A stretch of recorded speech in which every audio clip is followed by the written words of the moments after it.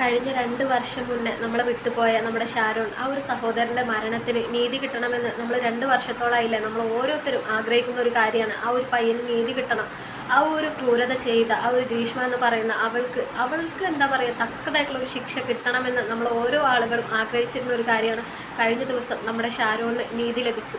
ആ ഒരു ഗ്രീഷ്മക്ക് എന്താ പറയുക അവൾ അർഹിക്കുന്ന ആ ഒരു കുറ്റം തന്നെ കോടതി വിധിച്ചു. അതായത് അവൾക്ക് മരണദണ്ഡന വധശിക്ഷ അവൾക്ക് കോടതി വിധിച്ചു അല്ലേ. നമ്മളെല്ലാവരും ആഗ്രഹിച്ചിരുന്ന ഒരു നീതി തന്നെയാണ് ഷാരോണിൻ്റെ ആ ഒരു കേസിൽ സംഭവിച്ചിട്ടുള്ളത്. അതിനു മുന്നേ ഈ 2 വർഷം മുന്നേ പല ആളുകളും എന്താ പറയുക ഈ ഒരു കേസ് അന്വേഷിക്കുന്ന പോലീസുകാർക്ക് മനസ്സിലാവാത്തൊരു സംഭവമായിരുന്നു എന്ത് വിഷമാണ് നമ്മുടെ ഷാരോണിൻ്റെ അകത്ത് പോയിട്ടുള്ളത്, അല്ലെങ്കിൽ എന്താണ് കഷായത്തിൽ ഈ ഗ്രീഷ്മ കലക്കി കൊടുത്തിട്ടുള്ളത് എന്നുള്ള ആ ഒരു കാര്യം ആ ഒരു ടൈമിൽ പോലീസിന് പോലും അറിയാൻ പറ്റാത്തൊരു കാര്യമായിരുന്നു. എന്നാലാണ് അതിനനുസരിച്ചുള്ള തെളിവും കാര്യങ്ങളും ശേഖരിക്കാൻ വേണ്ടി പറ്റുമായിരുന്നു. കുറേയധികം ബുദ്ധിമുട്ടിയിട്ടാണ് ഇന്ന് അവരത് കണ്ടുപിടിച്ചത്. ആ ഒരു കഷായത്തിൽ ഗ്രീഷ്മ ചേർത്തിട്ടുള്ള ആ ഒരു വിഷം സത്യം പറഞ്ഞാൽ അത് സാധാരണ ഒരു വിഷമല്ല എന്ന് പറയുന്നത്. ഒരു ആസിഡിന് എന്തൊക്കെ പ്രവർത്തികൾ ചെയ്യാൻ പറ്റും അതേ പ്രവർത്തികൾ തന്നെ ചെയ്യാൻ കഴിവുള്ള ഒരു തരത്തിലുള്ള വിഷമായിരുന്നു അത്. ടേസ്റ്റ് ഒന്ന് വ്യത്യാസപ്പെടും. അതെന്ന് വെച്ചാൽ അവൻ വന്ന് ആ ലവറിന്റെ ബോധയിൽ കൊടുത്തപ്പോൾ അവൻ കുടിച്ചതാ. ഇത് ഇച്ചിരി ഉള്ളിൽ പോകുമ്പോഴേ അറിയാം നമുക്ക്. ഇച്ചിരി ഉള്ളിൽ പോകുമ്പോഴേ ഇതിന് കളർ വന്ന് പച്ച കളറാവും. പച്ചയാണായിരിക്കുന്നത് ഇതിൻ്റെ പച്ച കളർ. അപ്പൊ ഈ പച്ച കളർ കഷായത്തിന് ഒഴിക്കുമ്പോൾ അത് വ്യത്യാസം ഉണ്ടാവും. ഉടനെ ഒരു 2 മണിക്കൂറിനകത്ത് അത് തല ചരിഞ്ഞ് ഇതിന് ഒരു ഇത് കുടിച്ച ഉടനെ സഡൻ ഇതായിരിക്കും. എന്നുവെച്ചാ കെമിക്കല് ആസിഡ് പവർ ഉള്ളതുകൊണ്ട് കുടലൊക്കെ ഉടനെ പുണ്ണായി ഇതാവും. കണ്ണിൽ വീണാൽ നമ്മൾ കണ്ണ് കെട്ടും. ഇതിൽ ആസിഡ് പവർ ഉണ്ട്. അതുകൊണ്ട് കണ്ണിലോ നമ്മ ദേഹത്തെവിടെയും പെട്ടെങ്കിൽ ഉടനെ ഒരു ഇതാവും. അതുകൊണ്ടാണ് ചിലവർ ഉപ്പുവെള്ളം വെളിച്ചെണ്ണയൊക്കെ വെച്ചിരിക്കാം ഉടനെ ഇട്ട് നമ്മൾ സോപ്പ്. ഉണ്ട്. ഇത് കുടിച്ചാലേ ഞങ്ങളുടെ അടുത്തുള്ള ആൾക്കാരെല്ലാം ചിലവർ കുടിച്ച് മരിച്ചു പോകും. നമ്മളെ കുടലൊക്കെ ഇതായി. ഇല്ല, ചിലവർക്ക് കഷ്ടം ഉണ്ടാവുമ്പോ കുടിക്കുമല്ലേ.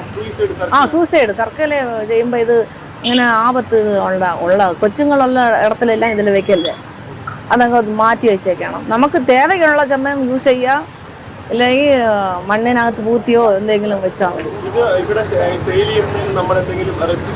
നിങ്ങൾ ഇതെല്ലാം കുറച്ച് പഠിച്ചിട്ടാണ് ഇതെല്ലാം ചെയ്യുന്നത്. പിന്നെ ചിലവര് പഠിക്കാതെയും ചിലവർ ചെയ്യാറുണ്ട്. എങ്കിലും നമ്മൾ വന്ന് ചോദിക്കുമ്പോൾ നിങ്ങൾ എന്തിനാ ഇത് യൂസ് ചെയ്യുന്നത്, എന്തോത്തിന് അടിക്കാൻ പോകുന്നത്, എവിടത്തിലാ എന്നെ ഒവ്വൊരു ഇത് ഞങ്ങൾ ചോദിച്ചാണ് കൊടുക്കുന്നത്. അവർ പറഞ്ഞ കേട്ടില്ല, ഒരു ആസിഡിന് ഒരു മനുഷ്യൻ്റെ ശരീരത്തിൽ തട്ടിയാൽ എന്തൊക്കെ പ്രവൃത്തികൾ സംഭവിക്കാൻ കഴിയും. അതേ രീതിയിൽ ഒരു ആസിഡിൻ്റെ അതേ രീതിയിലുള്ള ഒരു വിഷമാണ് ഈ ഒരു ഗ്രീഷ്മ നമ്മുടെ ഷാരോണിന് ആ ഒരു കഷായത്തിൽ കലക്കി കൊടുത്തത്. ഒന്ന് ചിന്തിച്ച് നോക്കുക, ഒരു ആസിഡ് ഒരു തരിയെങ്കിലും നമ്മുടെ ഒരു ശരീരത്തിൻ്റെ എവിടെയെങ്കിലും ആയാലും അവിടെ പൊള്ളിപ്പോകുന്ന ഒരവസ്ഥയാണ്. അപ്പോൾ ഈ ഒരു ഗ്രീഷ്മ ആ ഒരു കഷായത്തിൽ അവൻ്റെ എന്താ പറയുക വായ തൊട്ടിട്ട് അവനെ ഇതുവരെ ആ ഒരു വിഷം എത്തി അത്രയും ഭാഗം ആകെ വ്രണങ്ങളും വന്ന് നശിച്ചിട്ടുണ്ടാവില്ല അല്ലെ. ഒരു തുണ്ട് നമ്മുടെ ശരീരത്തിൽ എത്തിയാൽ തന്നെ അവിടെ നശിച്ചു പോകും. അപ്പോൾ ഇത്രയും ഭാഗം ആ ഒരു നശിച്ചു പോയിട്ട് അത്രയും വേദന അനുഭവിച്ചിട്ടാവില്ല ആ ഒരു പയ്യൻ മരണപ്പെട്ടത്. എന്താ പറയുക, അവൻ്റെ ഒരു സഹോദരൻ പറയുന്ന ഒരു കാര്യം കേട്ടോ. അവന് ഈ ഗ്രീഷ്മയുടെ വീട്ടിൽ നിന്ന് രാത്രി ഒരു 12 മണിക്ക് ശേഷം വീട്ടിൽ തിരിച്ചെത്തിയിട്ട് അവന് ഭയങ്കര ഛർദിയായിരുന്നു എന്ന് പറയുന്നത്. ഈ ഷാരോൺ ആകെ ഛർദ്ദിച്ചിട്ട് അവശ്യ നിലയിലായി. എന്നിട്ട് അവൻ റൂമിൽ പോയിട്ട് കിടന്നു. പക്ഷേ അവന് റൂമിൽ കിടത്താൻ തട്ടായിട്ട് അവന് വീണ്ടും പുറത്ത് വന്ന് കിടന്നു. എന്നിട്ടൊന്നും അവന് കെടുക്കാൻ പറ്റുന്നില്ല. അത്രയും രീതിയിലുള്ള അസ്വസ്ഥതയായിരുന്നു അവനക്ക്. ഒന്ന് ചിന്തിച്ച് നോക്കി, ഈ ഒരു വിഷമല്ല ഒരു ആസിഡ് അത് തന്നെ അകത്ത് പോയിട്ടുള്ള ഒരു അവസ്ഥ അത്രയും വേദന സഹിച്ചിട്ടുണ്ടാവും. അത്രയും നമ്മുടെ മേലൊരു ചെറിയ മുറിയായാലുള്ള ഒരു വേദന നമുക്കറിയാം. അപ്പം മേല് മൊത്തം നമ്മുടെ അകത്ത് മൊത്തമുള്ള ഒരു മുറിവ് അതൊക്കെ സഹിച്ചിട്ട് അപ്പോൾ പോലും അവനെ അത്രയും വേദന അനുഭവിക്കുന്ന ആ ഒരു ടൈമിൽ പോലും അവളെ ഒന്ന് ഒറ്റ കൊടുക്കാനോ അല്ലെങ്കിൽ അവളാണത് ചെയ്തത് എന്ന് പോലും അപ്പോൾ പോലും അവനൊരു സംശയം വന്നില്ല. പിന്നീടാണ് അവൻ വിചാരിക്കുന്നത് അവൾ എന്നെ ചതിച്ചതാണ്. എന്നിട്ട് കൂടി അവൻ്റെ വീട്ടുകാരും എല്ലാവരും അവൻ്റെ സഹോദരങ്ങളും അവൻ്റെ കസിൻസും എല്ലാവരും അവനോട് ചോദിച്ചു എന്താണ് സംഭവം എന്താണെന്ന് ചോദിക്കുമ്പോൾ പോലും അവന് ഇവളൊന്ന് ഒറ്റ കൊടുക്കാനോ അല്ലെങ്കിൽ ഇവളെ പറ്റിയിട്ടൊരു വാക്ക് പറയാനോ ആ ഒരു മരണക്കിടക്കയിൽ പോലും കിടന്നിട്ട് അത്രയും വേദന സഹിച്ചിട്ട് പോലും അവന് തയ്യാറായില്ല. ഒരിക്കൽ പോലും അവളുടെ ഒന്ന് പേര് പറയാൻ അവനത്രയും മടിച്ചെന്ന് പറയണത്. അവളെ ഒരു പേര് പറയാൻ അവസാന ഘട്ടത്തിലാണ് അവൻ്റെ അച്ഛൻ്റെ അടുത്ത് അവൻ പറയുന്നതെന്ന്. അച്ഛൻ ഞാൻ അവിടെ പോയിട്ട് ഇങ്ങനെ ഒരു സാധനം കുടിച്ചിട്ടുണ്ടായിരുന്നു, അതിൽ നിന്നാണ് ഇത് വന്നതെന്ന് തോന്നുന്നു. അത് ലാസ്റ്റ് സ്റ്റേജിൽ അപ്പോഴും അവൻ ചിന്തിച്ചിട്ടുണ്ടാവില്ല അവന് മരണത്തിന് കീഴടങ്ങും. ഷാരോൺ മരിച്ച ശേഷം അവൻ്റെ റൂമിലുള്ള പുസ്തകങ്ങളും കാര്യങ്ങളൊക്കെ അവൻ്റെ വീട്ടുകാർ അതേ ഒരു രീതിയിലാണ് കൊണ്ടുപോകുന്നുണ്ട് കേട്ടോ. അപ്പോൾ കഴിഞ്ഞ ദിവസം ഒരു റിപ്പോർട്ടർ അവൻ്റെ വീട്ടിൽ പോയിട്ട് അവൻ്റെ മുറിയും കാര്യങ്ങളൊക്കെ വീഡിയോ എടുത്തിട്ടുണ്ടായിരുന്നു. ആ ഒരു വീഡിയോ നമുക്കൊന്ന് കാണാം. മുതൽ ചെലവഴിച്ചിരുന്ന മുറി ഇപ്പോഴും ഷാരോൺ താജ് അവിടെ ഉണ്ടെന്ന വിശ്വാസത്തിൽ ആ മുറി അങ്ങനെ തന്നെ സൂക്ഷിച്ചിരിക്കുകയാണ്. ഷാരോണിൻ്റെ അമ്മയും അച്ഛനും വൈകാരികമായ കാഴ്ചകൾ തന്നെയാണ് ഈ മുറിക്കുള്ളിൽ ഇപ്പോഴുമുള്ളത്. ഞാൻ ഈ ഒരു ഘട്ടത്തിൽ മാതാപിതാക്കളോട് നമുക്ക് ഷാരോണിൻ്റെ ഓർമ്മകളിങ്ങനെ നിറഞ്ഞു നിൽക്കുന്ന ഈ മുറിയെ സംബന്ധിച്ച് ചോദിക്കുമ്പോൾ വിതുമ്പിക്കൊണ്ട് വേദന മാത്രമാണ് അവരുടെ ഓരോ വാക്കുകളിലും പങ്കുവെക്കാനുള്ളത്. അമ്മേ, ഷാരോൺ ജീവിച്ചതും ജനിച്ചതും എല്ലാം ഈ മുറിക്കുള്ളിലാണ്. ഈ വീട്ടിലെന്നെ എപ്പോഴും ഓടിച്ചാടി കളിച്ചോണ്ടിരുന്ന എന്റെ പൊന്നു മോൻ, അവൻ കുഞ്ഞുനാളില് ഇവിടെ തന്നെ എന്റെ പൊന്നു മോനെ ഇപ്പൊ ഇവിടെ ഇരുന്ന് റൂമിലിരുന്ന് പഠിച്ചോണ്ടിരിക്കില്ല.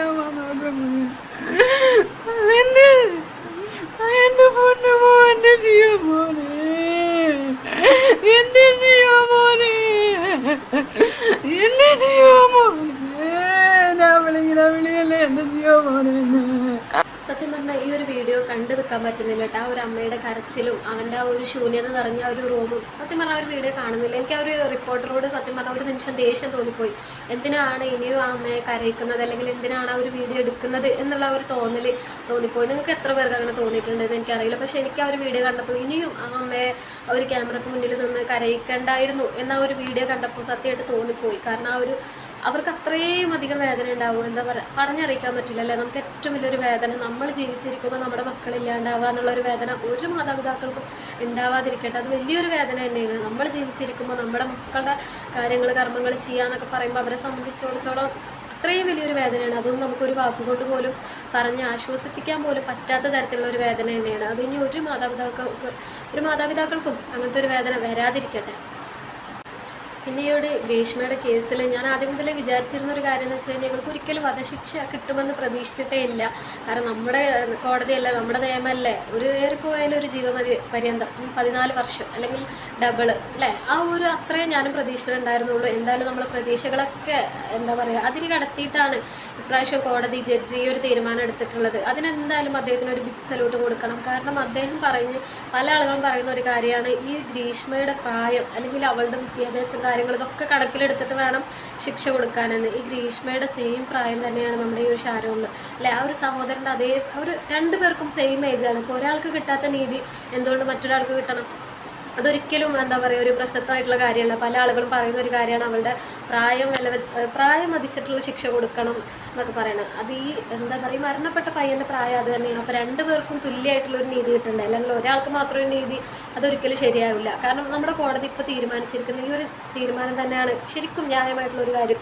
അതിനെന്തായാലും നമ്മുടെ കോടതിയെ, നമ്മുടെ ആ ഒരു ജഡ്ജിനെ, ഇന്ന് തീരുമാനമെടുത്ത ആ ഒരു ജഡ്ജിനെ, അദ്ദേഹത്തെ എന്തായാലും നമ്മൾ ഒരു ബിഗ് സല്യൂട്ട് തന്നെ അദ്ദേഹത്തിന് കൊടുക്കണം. കാരണം അദ്ദേഹവും ഒരു അച്ഛനായിരിക്കില്ല, അദ്ദേഹത്തിന് മനസ്സിലാവുന്നുണ്ടാവും എന്താ പറയുക എന്തൊക്കെ നമ്മൾ തെളിവും കാര്യങ്ങളും നോക്കിയിട്ടാണ് കോടതിയിൽ എല്ലാ ശിക്ഷയ്ക്കുള്ള തീരുമാനങ്ങൾ തീരുമാനിക്കുന്നത് എന്നുണ്ടെങ്കിൽ കൂടി ചില സാഹചര്യത്തിലൊക്കെ അല്ല നമ്മൾ മനുഷ്യരാണ്, നമ്മുടെ ഉള്ളിലും വികാരങ്ങളും എല്ലാം നമ്മളുള്ള വേദനകളും അതൊക്കെ ഒന്ന് മനസ്സിൽ വെച്ചിട്ട് കൂടി കുറേ തീരുമാനങ്ങളൊക്കെ നമ്മൾ എടുക്കണം. ആ ഒരു തീരുമാനം അദ്ദേഹത്തിൻ്റെ ആ ഒരു മനസ്സിലൊക്കെ തോന്നിയിട്ടുണ്ടാവും. അതുകൊണ്ട് തന്നെയാണ് വിധി പറയുന്ന ടൈമിൽ ഷാരോണിൻ്റെ മാതാപിതാക്കളെയും ആ ഒരു ടൈമിൽ അങ്ങോട്ട് വിളിച്ചു വരുത്തിയത്.